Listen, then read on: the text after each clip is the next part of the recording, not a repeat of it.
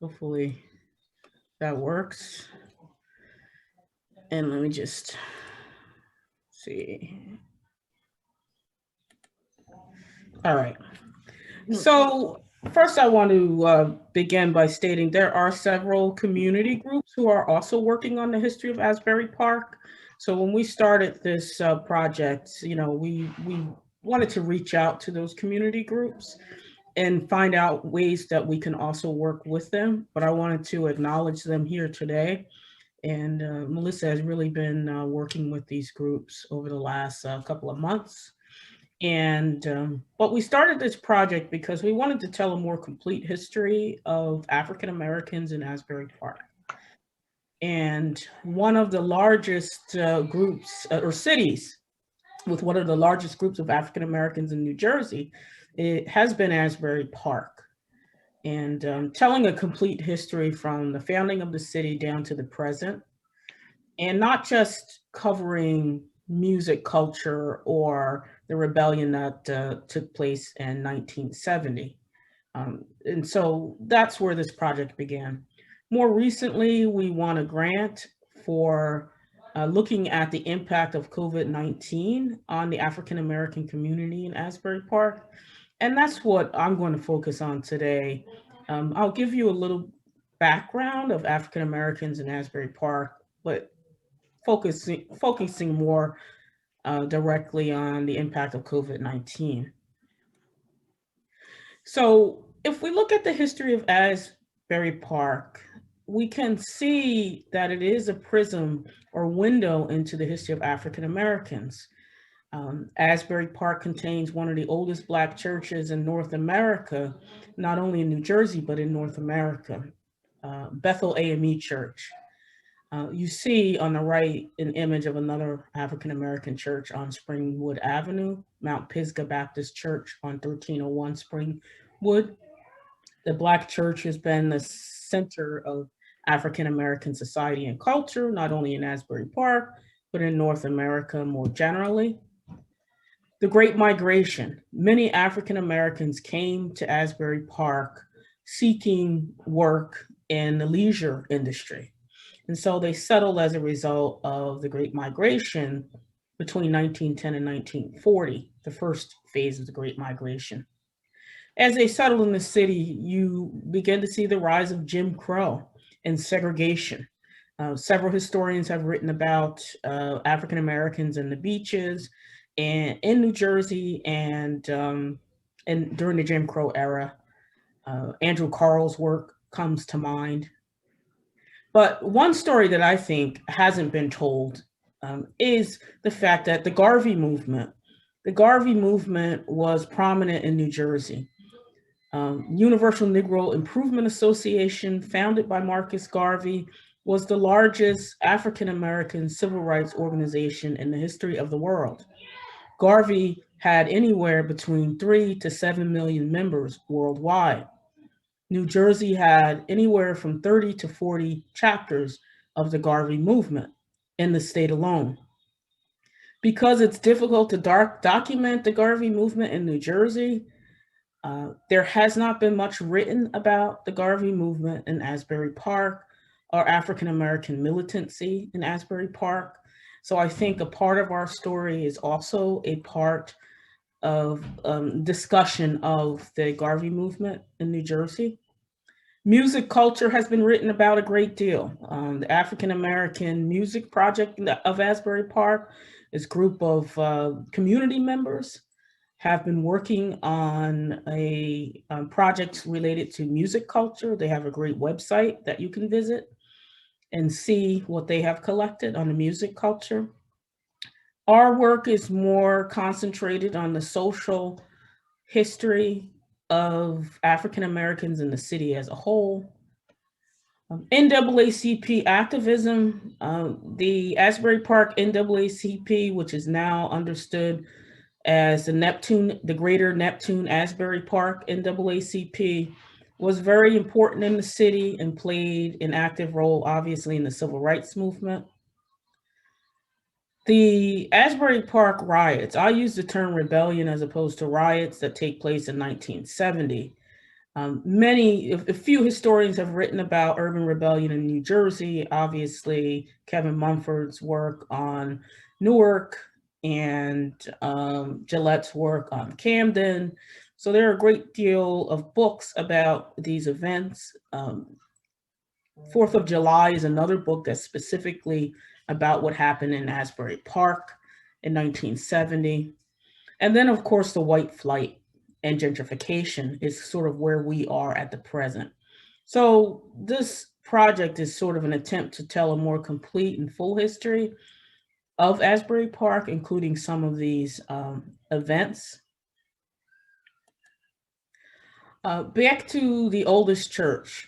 This is an image, a contemporary image of Bethel AME Church located on 1001 Cookman. This is, of course, not the original location of the church, but it is the continuous congregation of Bethel AME. The AME Church is the oldest Black church in North America and is often referred to as the Liberation Church. If you remember, a few years ago, a white supremacist by the name of Dylan Roof went into an AME church in South Carolina and shot 9 African Americans.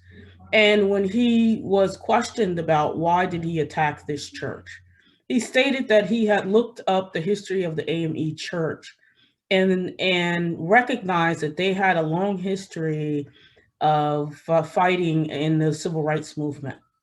And so the AME Church is the oldest Black church in likely the Americas, but certainly North America. And it's referred to as the Liberation Church because of its activities in the larger Black freedom struggle. So part of my discussion today is actually a conversation I had with the current pastor of Bethel AME in Asbury Park. Back to the role that Asbury Park plays in the history of African Americans. This is a little known story. Marcus Garvey, leader of the UNIA that I previously mentioned, had a meeting in Asbury Park in 1924. And a part of the story that I'd like to tell is the fact that you had Black militancy in the city of Asbury Park among members of the NAACP. This is important when we look at the civil rights struggle of African Americans to note that African Americans were members of many associations at one time. So you have African Americans who are members of the integrationist NAACP and the separatist UNIA at the same time. And so the argument that many historians have made is that these struggles for Black freedom come from the same soil, okay? And so you see that with instances over time in history. Charlotta Bass in California, for instance, was active in the UNIA and NAACP. And you can also see that in the history of Asbury Park.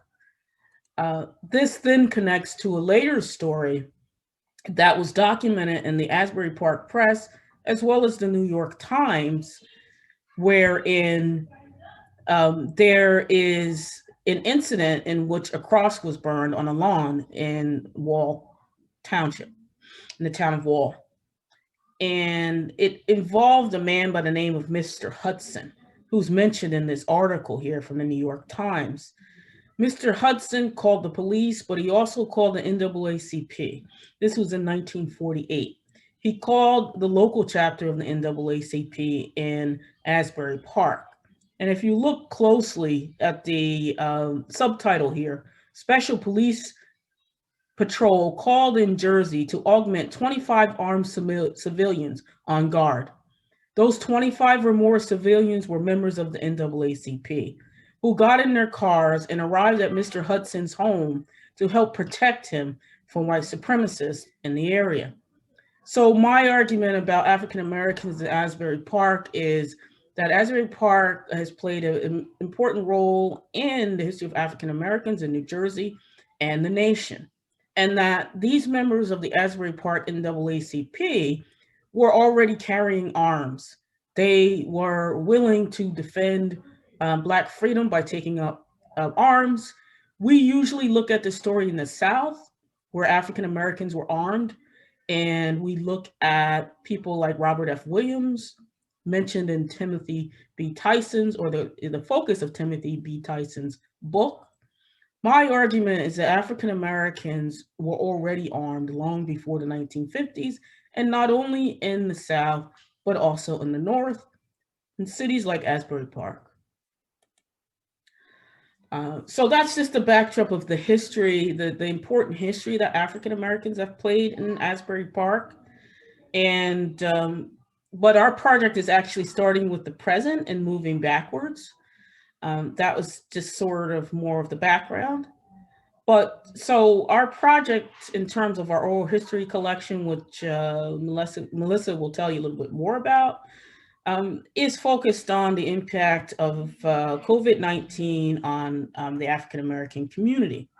Many of you have already know that people of color have borne the brunt of COVID-19. It has had the greatest impact on Black Americans, Native Americans, and the Latinx community.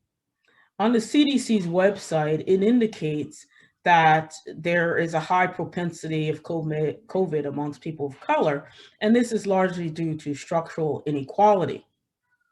Black people in the US have died 1.4 times the rate of whites. Blacks make up 178 deaths per 100,000 from COVID-19, and 74,462 Black lives have been lost to date to COVID-19. This data is from the COVID racial tracker in Boston University.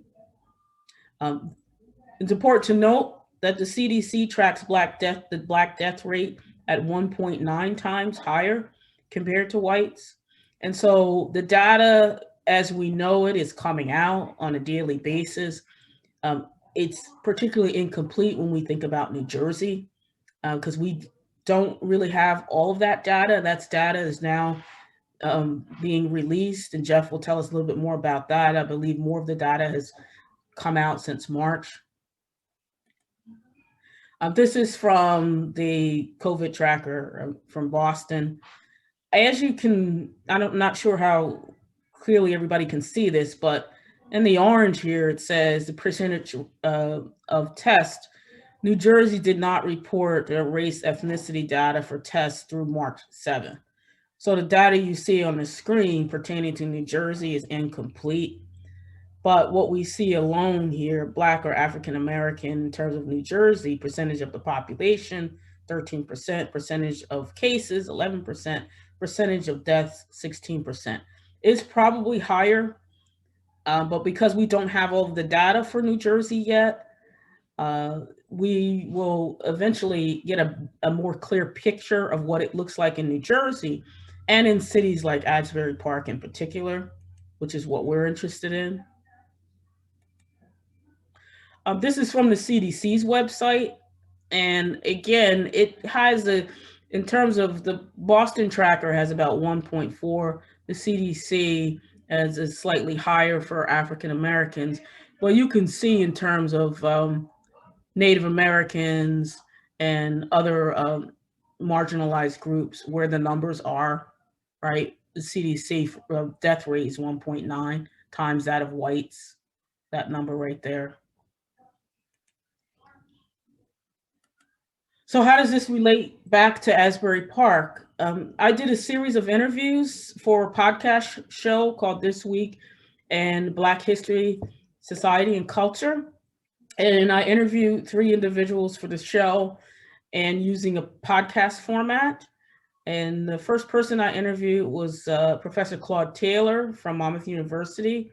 He's a professor and administrator, but he was born and raised in Asbury Park. And his mother is from the West Indies. Quite a few members of his family still live in the city. He lived there through college and has since relocated.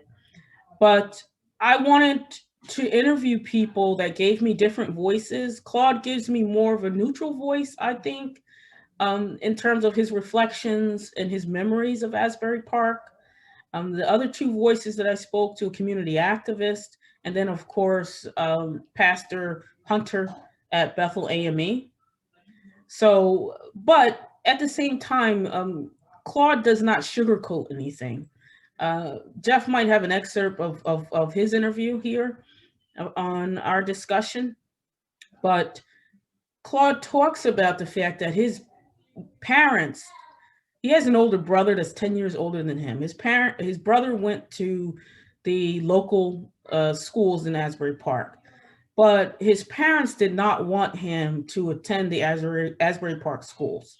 After the rebellion of 1970, you begin to see things happen in the city, and particularly impacting the lives of African Americans who were left after the riot or after the rebellion, and in particular, the school.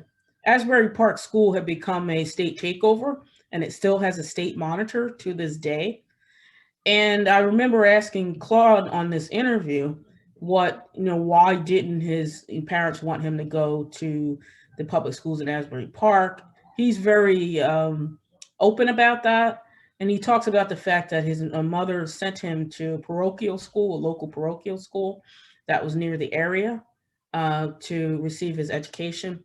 So he does get into some more perhaps controversial things. He also talks about the fact that he talks about white flight and gentrification as well. There's a book that has recently come out by Mary Gada on gentrification in Asbury Park. And these are really the stories that we want to tell. We're less concerned about music culture. Most of the work on Asbury Park has been focused on the Springwood Avenue music culture. We think that's important, but at the same time, in some ways, it's a reductionist way to look at the African American experience as a whole. And that's kind of what I wanted to capture in these interviews. So Claude was the first person I interviewed. Felicia Simmons, who is an activist and grassroots organizer in the city, in her interview with me, she does not hold anything back. And mind you, that interview went on for over an hour. When we edited it down, we had to sort of edit it down a little bit for clarity and brevity. And so, but she's very open about what happened in the city. When COVID-19 hit the city, Felicia talks about the fact that the schools put together ditto packets for the students. And you had to call the school and come up to the school to pick up your ditto packets for your son or daughter. And at the same time, it's still under a state takeover, a state monitor. It's still over the school districts. And she's very angry about that because she has her son in high school. And she said when it was time to distribute tablets to the parents, there was no training set in place to teach these parents how to use the tablets. Many of the homes didn't have Wi-Fi or access to the internet. So Felicia gives us a really candid picture of what was happening in the city once the COVID-19 hit. She's very active. She was a member of the Board of Education. She recently ran for council member, and she's really passionate about the city. She loves the city of Asbury Park and wants to see it change. So hers is another voice, a much more candid voice, as a lifelong resident of the city. The third voice in my interviews is Reverend Dr. Danielle Hunter, who is the current pastor of Bethel AME Church, the oldest church in Asbury Park. And she discusses also the impact of COVID-19, specifically on the Black church. And she mentions in her interview how the church stepped in as an important social service network for African Americans in the city. I believe in her interview, she discusses how the church played a role in providing meals to people in Asbury Park, but she particularly mentions the clothing closet that they have and how they were running out of clothing for people. And likely, I believe she says they distributed something like 2,000 articles of clothing to people in the community. She also talks about how the church had to turn to online services, particularly through Facebook. Her church is now using Facebook to broadcast the weekly church meetings. I did ask her also about Sunday school, and she said at this point they don't have Sunday school online, but they do have their regular service, and they're also using the telephone for things like Bible study. So an interesting conversation I had with her was, I asked her, what about listeners? Do you only have people in the city listening to your broadcast? And she said, actually, COVID-19 may in fact bring in more members beyond the city of Asbury Park because of the reach of the program that is now on Facebook. So in some ways, there's light at the end of the tunnel in that the church might in fact expand. And I did ask her about the impact of COVID-19 on her larger congregation, which is, much older members of the community. And she said Bethel has been there for 150 years and she expects it to survive. And these are just my sources that I use for this particular project. And also, if you want to listen to the complete interviews, you can easily Google "This Week in Black History, Society and Culture." It will likely be the first hit on Google, or "This Week in Black Histories and Society.buzzsprout.com / if you want to listen to the entire interviews. They go on for about 45 minutes to an hour each, and will allow you to get more detail on the people I interview. Thank you. Thank you so much, Dr. Williams. Let me just change our pins to help our ASL interpreter friends. 1 second, and there we go. Okay, all right, so I think it makes sense for me to go next briefly to talk about some of the oral history interviews my students and I are conducting. So Dr. Williams is doing this very successful podcast as part of her in-depth analysis of Asbury Park, kind of beyond Bruce Springsteen and music history, both on Springwood Avenue and at the shore. And my students have been conducting kind of slightly more in-depth oral history interviews, which are not necessarily kind of packaged for public consumption, right? Oral history interviews don't necessarily lend themselves to that at all times. So this semester, I had 3 student interviewers. They were paid with 2 different grants from Monmouth University. So we're very grateful that Monmouth is investing financially in this work. One of our grants was from the Urban Coast Institute, and one was from Monmouth University's new Diversity Innovation Grant Fund. So those students are Vincent Sarcelli, Kelly Dender, and Jillian Demetrio.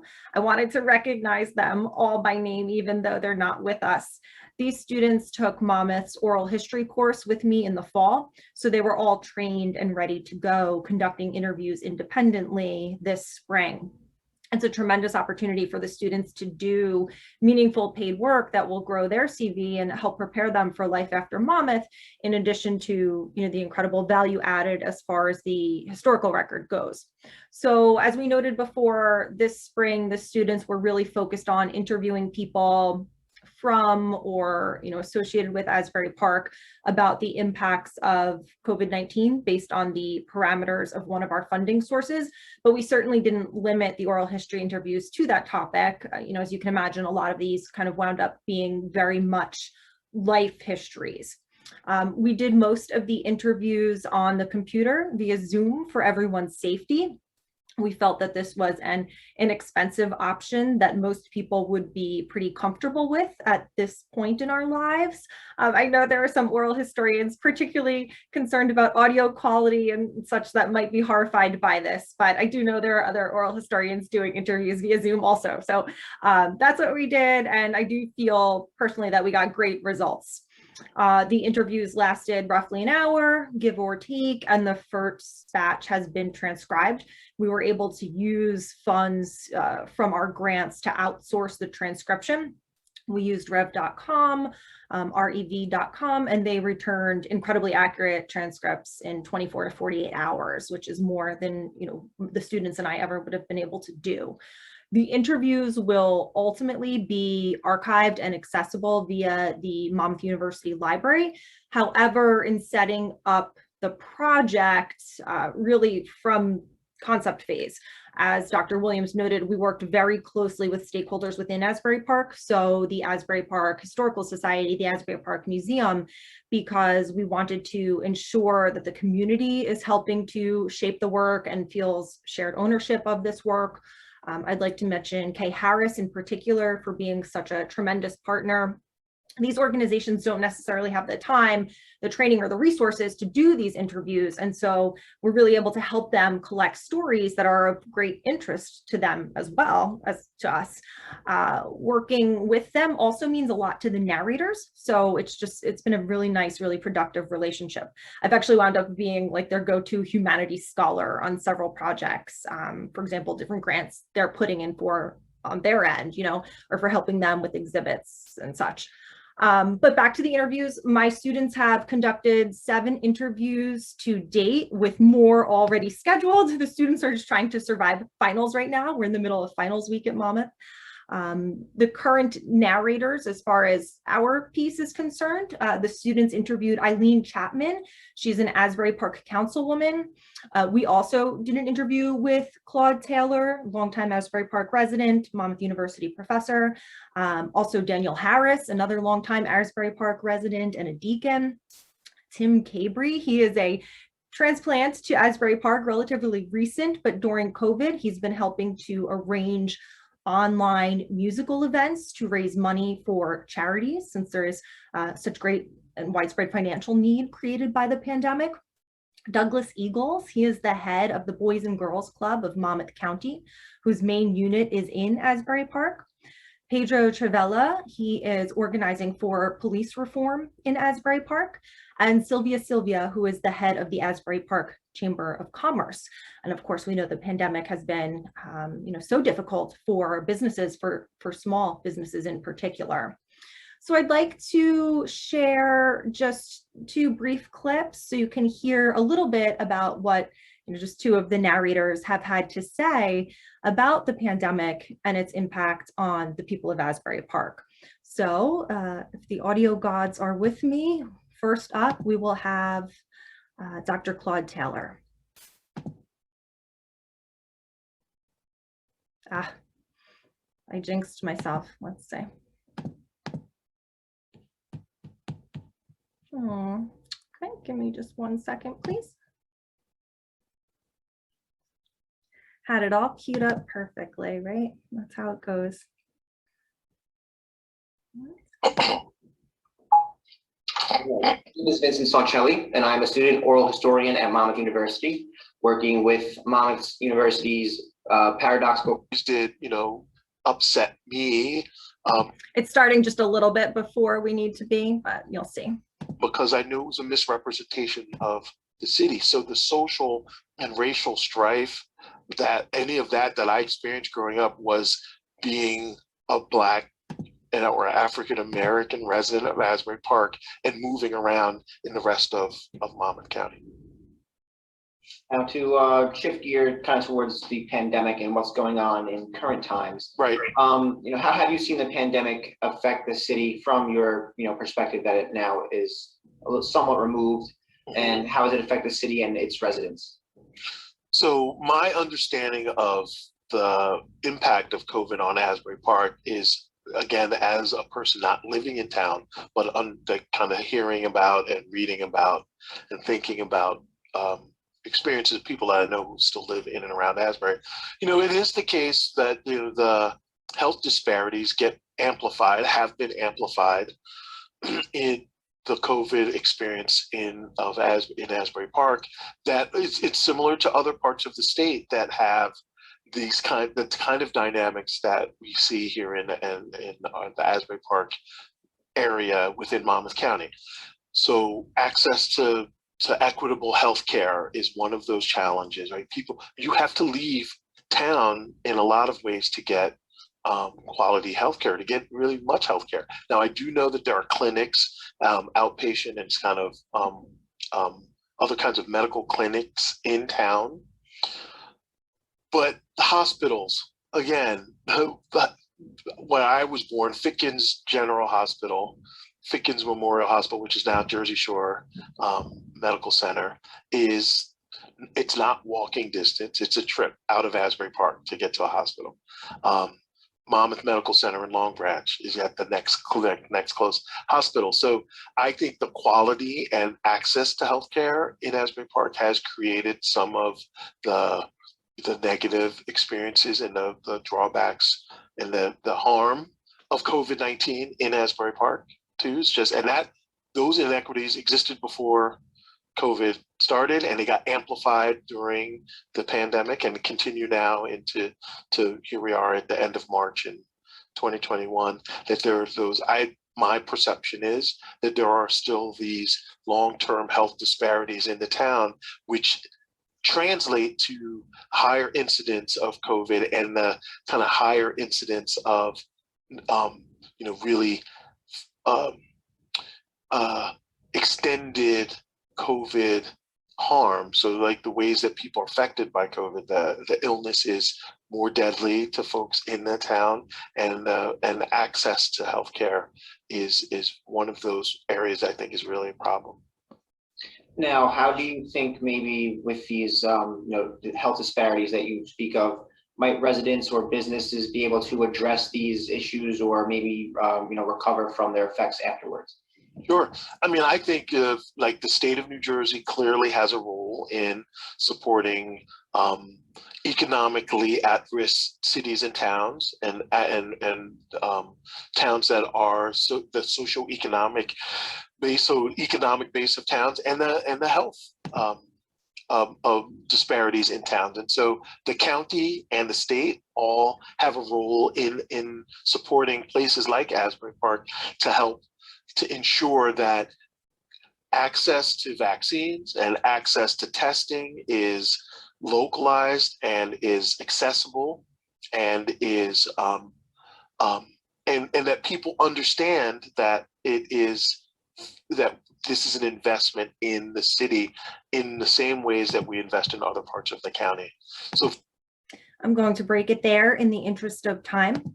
And I'd like to play you a clip from Deacon Danielle Harris. I assume I will have the same tech issue, so please bear with me for one moment. There we go. Okay, I have to refresh.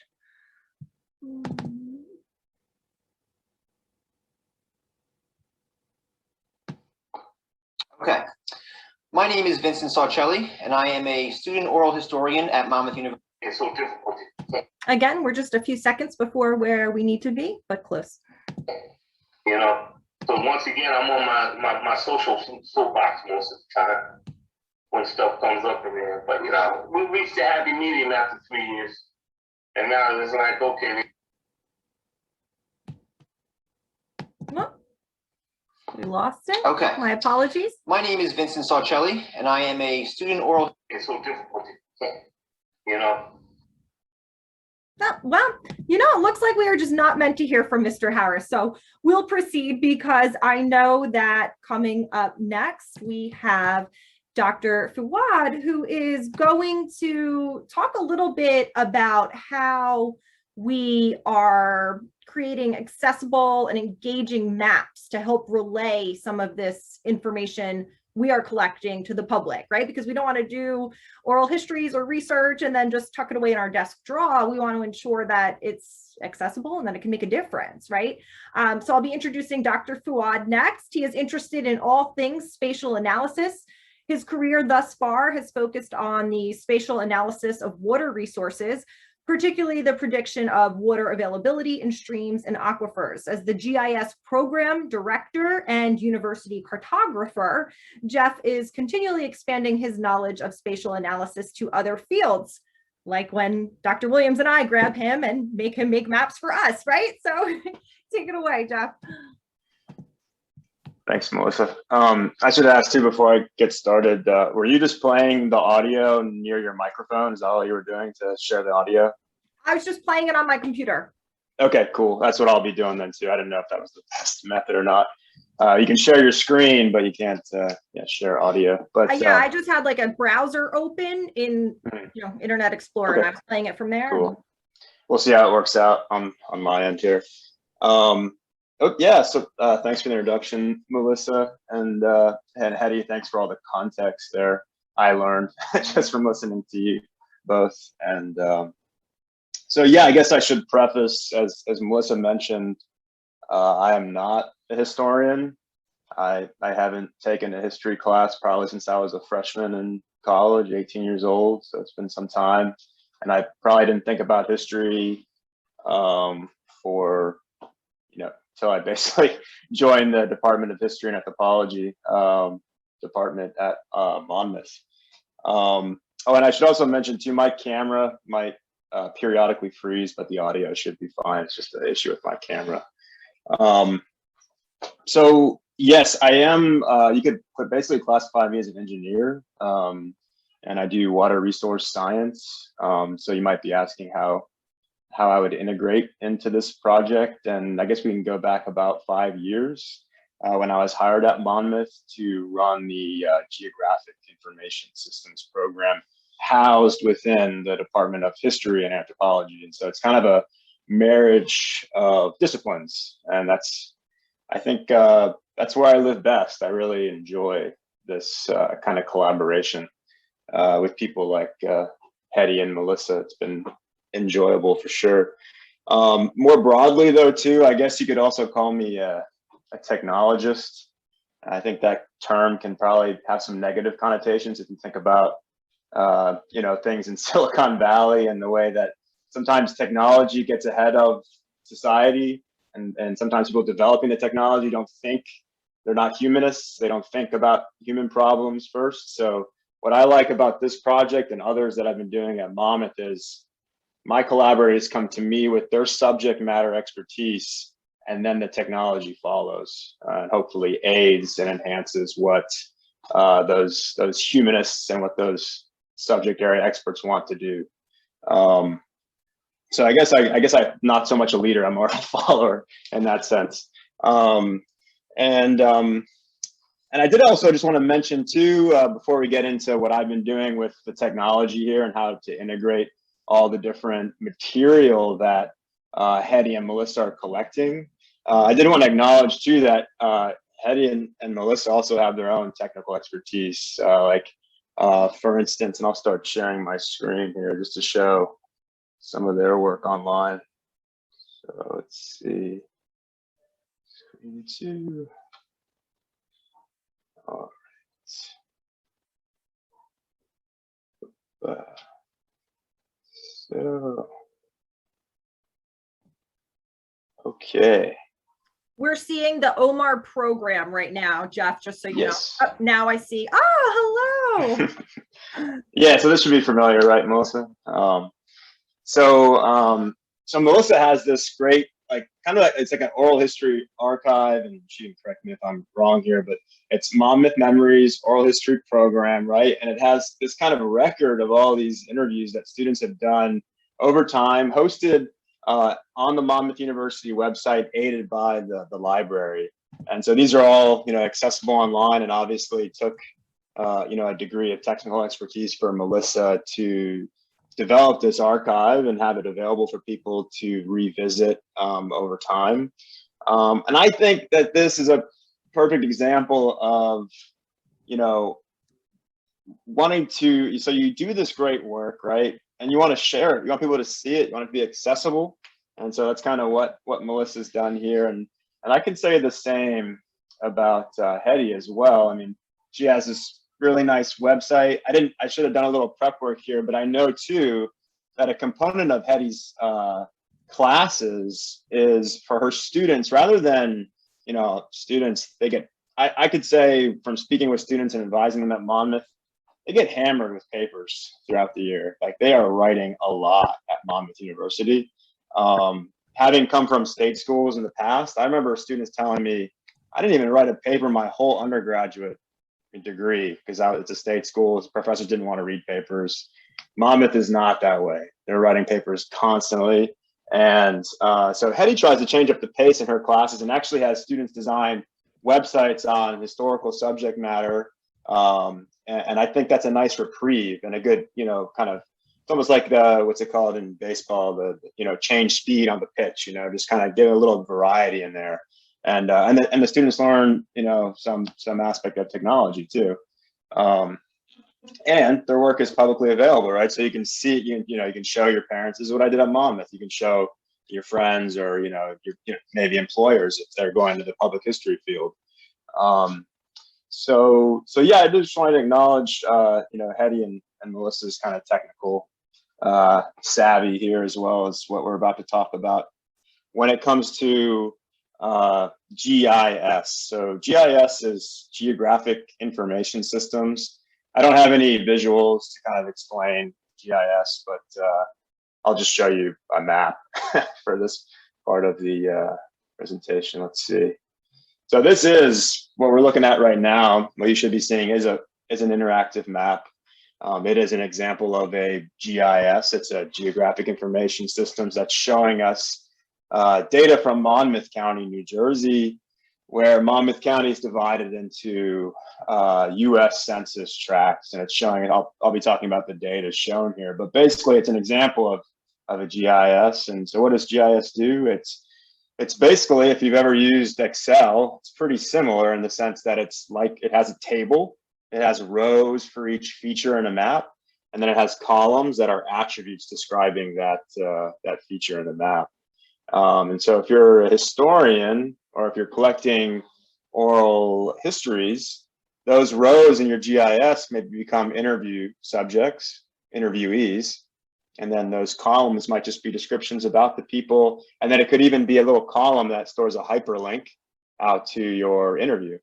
So it could be like this integrated system to map, who you've interviewed if you want to tie them to a location. So that's GIS in a nutshell. And so from there, I guess I just also wanted to touch on kind of the way that GIS is moving these days, and it's becoming way more accessible. So it used to be, when I started, it was only desktop applications. The system would sit on your computer, you would work, you would create a map, and you would send a PDF to someone, and they would be able to read it. It's not that way anymore. GIS, just like our other collaborative environments where we have Word documents online, Excel spreadsheets online, that kind of stuff. You got Google Docs. GIS is becoming that way as well. You used to have like a special server, an IT guy, all this stuff ahead of time before you could actually start sharing stuff on GIS. Now, the technology is readily available to just start posting things to the internet via a website like this that's called ArcGIS Online. So that's the transition from basically desktop GIS to online GIS. And the reason why I mention it is that it then becomes a vehicle for you all in history, in oral history, public history, to begin to share the information, the material that you're collecting. And it could even be a vehicle to tell a narrative, as I'll end with that.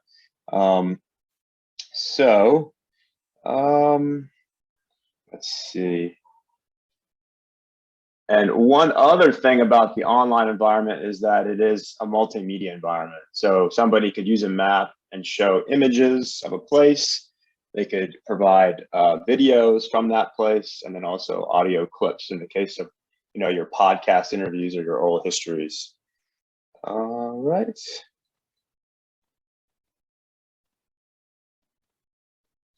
Okay, so part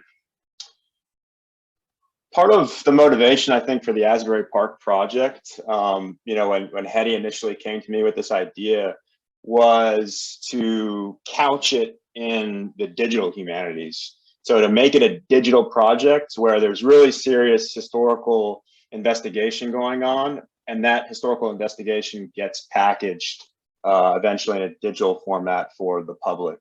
And so that kind of project then, is largely, is basically, it's widely accepted now in the humanities. And so the National Endowment for the Humanities has this whole initiative where they're issuing grants in the digital humanities advancement grants. Yes. So yeah, and I'm showing you this example from the NEH grant system. I have 3 examples just to kind of show you maps that we're trying. I was looking at these previous examples to kind of pull ideas of where our maps could go. So right now you're looking at a project that was funded by NEH, and the project was trying to map the network of correspondences between people from like the Enlightenment period. So this map is of Voltaire and all his letters and correspondences. So basically it creates like a network of intellectual network. And you could kind of think about this is like old school Twitter, where people are bouncing off ideas, they're writing letters to each other. And what this map does, and I'm not sure it's anything that we'll eventually do, but it's almost like quantifying history. It's like, because these lines, the thickness of the lines indicate the number of correspondences between individuals. So this map is actually really quantitative, which is kind of like my side of things in my actual scientific work. So I was like, wow, that's pretty cool, but I'm not sure that's kind of the right direction that we're going in. We're not really quantifying too much. I guess the COVID-19 stuff will be quantitative.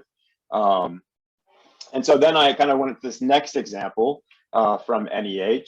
And this one was interesting because it's actually tracking people. It's looking at African Americans living in a particular county of Virginia in the 1860s, right after the Civil War, and it's a genealogical resource. So this map is actually, I would categorize it as tracking people, and we could do that same thing in Asbury Park, where we might have an influential character, and we want to create a map that kind of tracks their life, where they went, and how they impacted those areas, and that could all be captured in a map, kind of like this. And then finally, this one is kind of where we're at. This is an example that's very similar to what I'm going to be showing you, what we've done so far, just a sample map in Asbury Park. But this is of the National Mall in Washington, D.C. And you got all these pinpoints of historical landmarks that you can then click on. And I didn't investigate this map too much, but for the most part, what it has is landmarks, right? So an X and a Y coordinate, followed by a pinpoint for you to click on. And then you can click on the image, and then it'll take you to like a separate page to describe that location, what happened there in history, and give you more context for why that landmark is important. That's where we're at now in the Asbury Park project in terms of what we're doing with the oral histories and the archival material that both Melissa and Hetty are collecting. So I'll show you kind of the sample prototype map that we have here for Asbury Park. And I would say that so those 3 examples that I showed you, they're silent.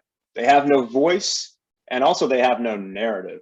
So they're just kind of digital repositories in a sense. That's how they're functioning. They're publicly accessible, and then somebody could access that information and create their own stories from it.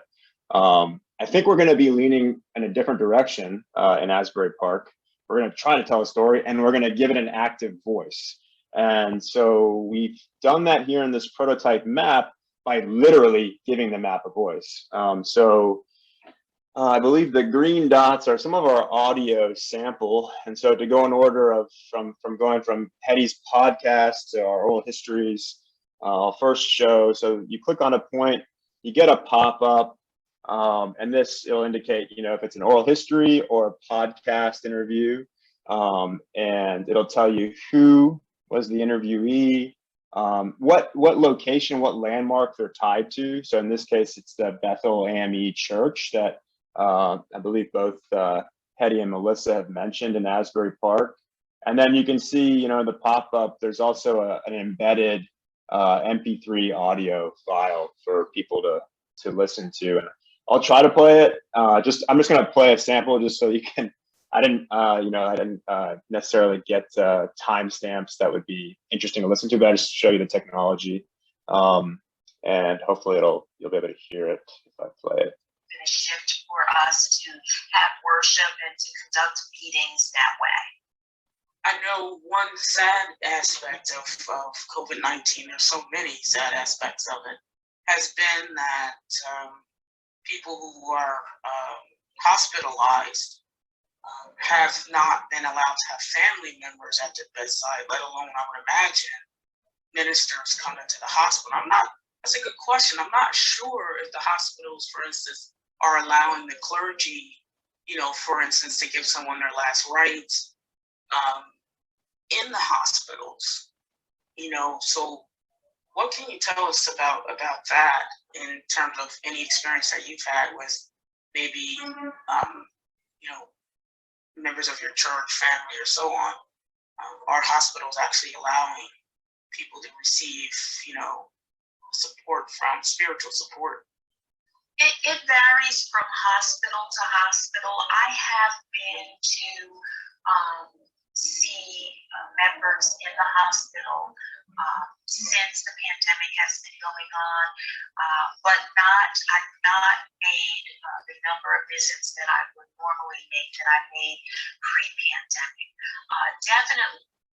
So that's one of the podcast interviews that Hetty had done, and that's available online too. Hetty has this great podcast. It's coming out. I can't believe you can keep up that schedule, Hetty. Comes out like every week or every 2 weeks. So here's we heard from Claude Taylor earlier, and so this is a clip from Claude. I won't play the full thing or anything, but just to show you again the technology. It works for oral history. It works for podcast.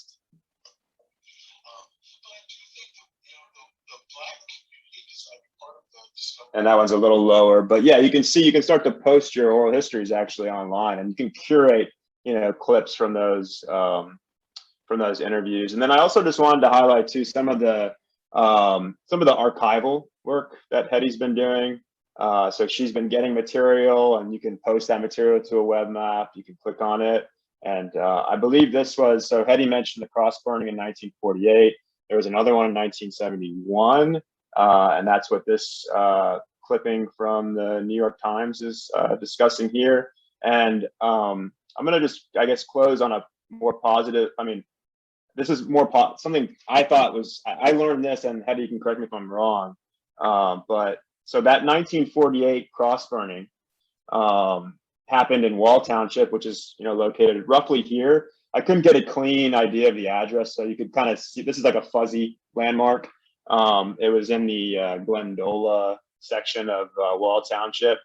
And what I learned from kind of going through the news clippings and then reading about people that lived at that site where the cross burning occurred at that home is I have this picture from Asbury Park Press.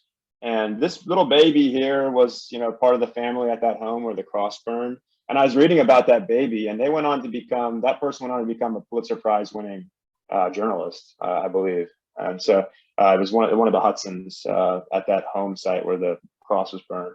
So ending on a positive note, to see that people can come out of such a traumatic experience to like contribute to society in such a large way.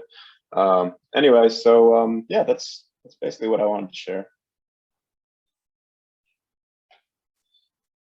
Well, thank you so much, Jeff. There are a lot of oral historians who are very tech savvy, and I am not one of them. So to see Jeff work his magic and help kind of flesh our project out for the public is so satisfying. So thank you so much for that, Jeff. All right.